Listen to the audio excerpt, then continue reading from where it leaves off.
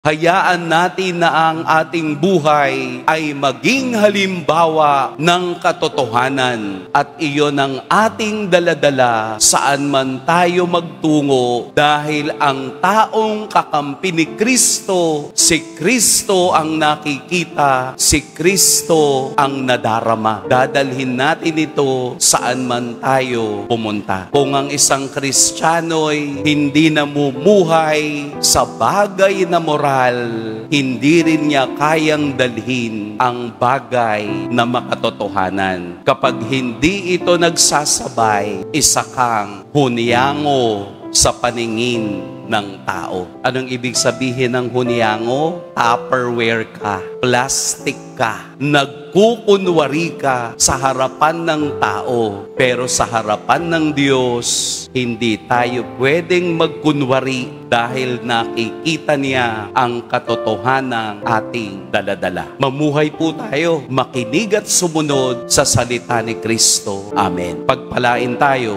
ng poong may kapal.